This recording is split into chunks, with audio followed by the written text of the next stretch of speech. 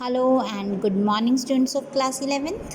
Today in our economics class we are going to start our new chapter, that is chapter number 10, producers equilibrium. First of all, the question rises that what is a producer and who is a producer. A producer is an economic agent. एक producer एक ऐसा economic agent है जो production करता है. Production of what? Production of goods and services.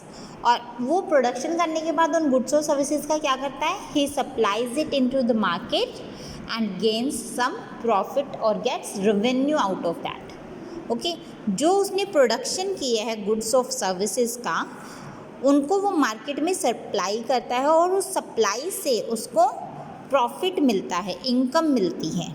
Alright, जब वो production कर रहा होता है तो उसको इनपुट्स की ज़रूरत होती है. फैक्टर इनपुट होते हैं और नॉन फैक्टर इनपुट होते हैं. दो तरह के इनपुट्स होते हैं. देखिए, फैक्टर इनपुट्स में लैंड, लेबर, कैपिटल, एंटरप्रेन्योरशिप, ये सब आएंगे. नॉन फैक्टर में हमारे रॉ मटेरियल हो गया, ठीक है, टेक्निकल असिस्टेंस हो गया, ये सब चीज़ें नॉन फैक्टर इनपुट्स में आएंगे. देखिए, जो एक्सपेंसेस हैं इन फैक्टर इनपुट्स को लगाने के लिए, जैसे लैंड के लिए रेंट देते हैं, ठीक है ना, लेबर के लिए वेजेस देते हैं, कैपिटल लगाते हैं तो उस पर इंटरेस्ट मिलता है.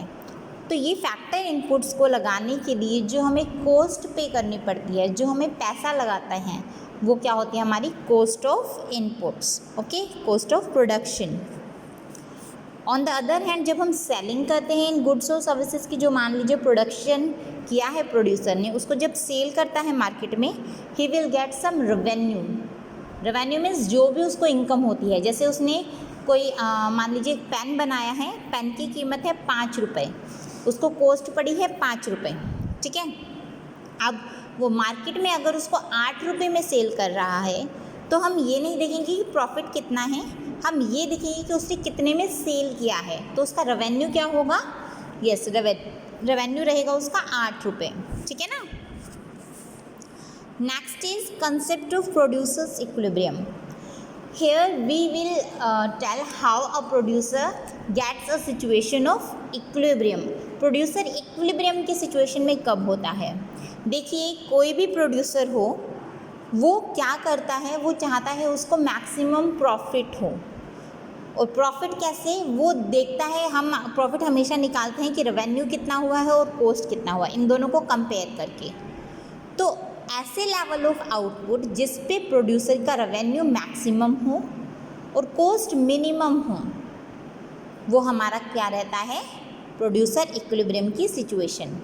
सो in short we can say that a producer is in equilibrium in that situation in which his level of output, on that level of output, his revenues are maximized or at the maximum point and cost are at the lowest point.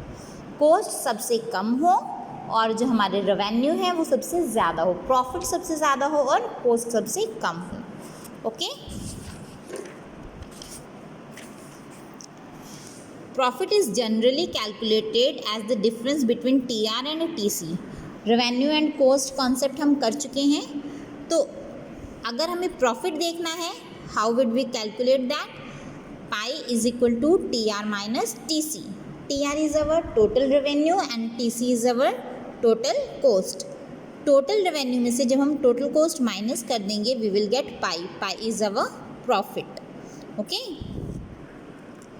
देखिए, अब 3 तरह के profits हैं, economic profit and accounting profit. उसके बाद भी आगे भी प्रॉफिट्स हैं, उसको हम बाद में देखते हैं. पहले इकोनॉमिक अकाउंटिंग प्रॉफिट देख लेते हैं. इकोनॉमिक प्रॉफिट कौन से होते हैं? These are those profits which includes explicit cost and implicit cost. जैसे हम TR माइनस TC करके अपने प्रॉफिट्स निकालते हैं ना, तो इकोनॉमिक प्रॉफिट में हम एक्सप्लिसिट और इम्प्लिसिट दोनों तरह की कॉस्ट को इंक्लूड करेंगे. एक्सप्लिसिट कॉस्ट कौन सी होती है? ये वो कॉस्ट होती है जो हम बाहर वालों को पे करते हैं, और इम्प्लिसिट कॉस्ट जो हम खुद को पे करते. हाउ? जैसे मान लीजिए मैं किसी के पास जॉब कर रही हूँ और मुझे जॉब की वजह से महीने के 5,000 रुपये मिलते हैं. Okay, so it is our explicit cost. Alright, और अगर मैं खुद का बिज़नेस स्टार्ट करती हूँ तो मुझे 5,000 रुपये जो मेरे को महीने के मिल रहे हैं वो तो सेक्रीफाइस करने ही होंगे। और उसके साथ साथ मान लीजिए मेरे पास खुद की लैंड है, उसको यूज़ कर रही हूँ, अपनी फैक्ट्री मैंने बनाई है, फैक्ट्री क्रिएट की है, उसके लिए मैंने खुद की लैंड यूज़ की है। अब खुद की लैंड यूज़ की है, इट मीन्स मैं अगर इस लैंड को कहीं और देती किराए पर, ठीक है, रेंट पे, तो उसका मान लीजिए मुझे 700 रुपये महीना आता, तो 5,000 तो मेरे वो वाले जो मैं बाहर से कमा रही थी और 700 रुपये मेरी लैंड के, ठीक है, मंथली की अगर हम बात करें तो 5700 हमारी टोटल कॉस्ट बन जाएगी in the case of economic profit. And accounting profit, here we will include only explicit cost. इसमें इम्प्लिसिट कॉस्ट इस्तेमाल नहीं की जाएगी, यूज़ नहीं होगी, इसमें सिर्फ एक्सप्लिसिट कॉस्ट, मतलब जो मैं बाहर काम करके जो बाहर से कमाती तो वो जो कॉस्ट आएगी यही अकाउंटिंग प्रॉफिट्स में यूज़ की जाएगी। तो TR माइनस TC करते हुए इसमें सिर्फ एक्सप्लिसिट कॉस्ट ही यूज़ करेंगे। ओके, इकोनॉमिक्स के अंदर हम कौन सी कॉस्ट यूज़ करते हैं, अकाउंटिंग या इकोनॉमिक? वेरी गुड, इकोनॉमिक्स के अंदर इकोनॉमिक कॉस्ट ही यूज़ की जाती है, इकोनॉमिक प्रॉफिट ही इस्तेमाल किया जाता है। Gross and net profit, gross profit TR minus TVC, it will be our gross profit, and net profit total revenue minus TVC plus TFC, और you can see total revenue minus total cost। Total revenue में से जब total cost minus कर देंगे वो हमारा net profit हो जाएगा, और जब हम टोटल रेवेन्यू में से सिर्फ टोटल वेरिएबल कॉस्ट माइनस करेंगे it will give us a gross profit. Alright, next is abnormal profit, normal profit and subnormal profits. Abnormal profit, these are like super profit. Normal profit, the profits which the other firms are gaining in the same way as we are gaining. Subnormal profits, these are the losses, ये losses होते हैं firm की। Okay, how? Abnormal profits में TR will be more than TC. Okay, TR जो है वो TC से ज़्यादा रहेगा, और you can say जो AR है, प्राइस है, वो एवरेज कॉस्ट से हमेशा ज़्यादा रहेगी।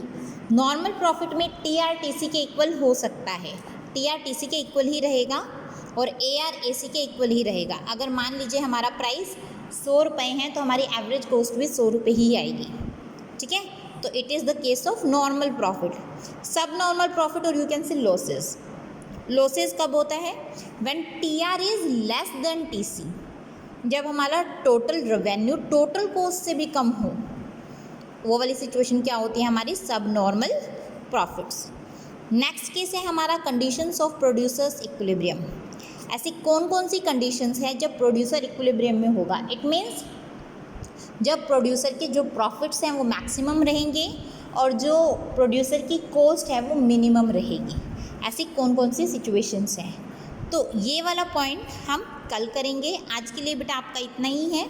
आपको ये जो प्रॉफिट्स के बारे में मैंने बताया है, economic, accounting, gross, net, abnormal, normal and subnormal, इसके बारे में, और concept of producer equilibrium what and with who is a producer, ये सब टॉपिक्स आपको अपनी फेयर नोटबुक में नोट करने हैं, और इसके रिलेटेड कुछ भी क्वेश्चन हो अगर आपके माइंड में तो उसके बारे में पूछना है। Okay, so that's all for today, thank you.